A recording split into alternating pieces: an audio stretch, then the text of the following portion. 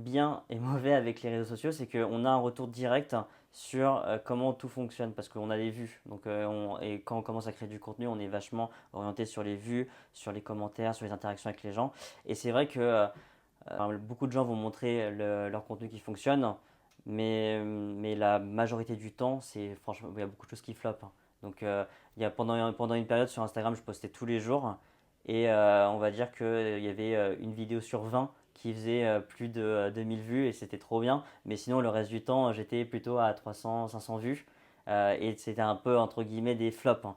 Et donc, du coup, ça peut impacter sur le moral parce que le fait de regarder, d'être sur les stats, de regarder tout ça, ça peut entre guillemets être un gros moteur si ça marche bien, mais si ça marche pas, là ça peut être effectivement un effet négatif et on peut donc du coup se poser ces questions de est-ce que ce que je fais ça a un sens, est-ce que c'est pertinent, mais je pense qu'il faut persévérer, juste persévérer et si on y croit vraiment, si on a déjà eu des résultats pour des clients, enfin, il n'y a pas de raison que ça ne fonctionne pas, il faut juste Continuer. persévérer. Et dans ces moments-là de doute justement par rapport aux vues, donc dans ce cas précis, on est Mhm. sur les vues, est-ce que c'était plus si j'ai pas de vues, donc c'est que mon business n'intéresse pas et ça ne va pas marcher, ou est-ce que c'est plus le regard de l'autre et c'est pas intéressant et enfin, Mm. est-ce que on peut rentrer un peu plus dans le détail de ce côté doute et négativité?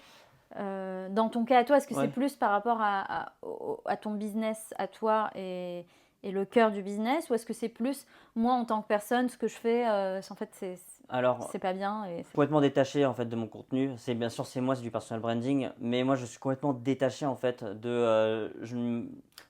c'est une image que j'ai créée en fait. C'est c'est un pas avatar c'est quoi. un avatar. C'est pas même si c'est moi en fait, même si c'est ma personnalité etc. Je suis assez naturel.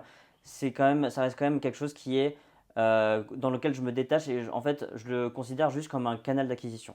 Ok. Donc du coup c'est en fait juste un canal pour trouver des clients. Et en fait je me dis si les gens ne regardent pas, c'est pas parce que je suis nul ou parce que c'est pas moi, c'est peut-être parce que ma vidéo était pas bien faite ou en fait, j'essaie toujours de me remettre en question de façon positive et pas en fait prendre les choses personnellement parce qu'au final ça sert à rien. C'est très bien ça, ok.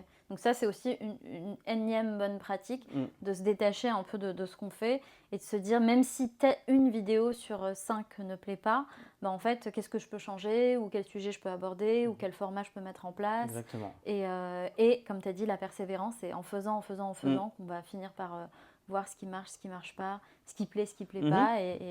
Parce que quand on vend, on dépend finalement d'une D'un marché. personne, Mm. ouais, d'un marché et de la personne face à soi.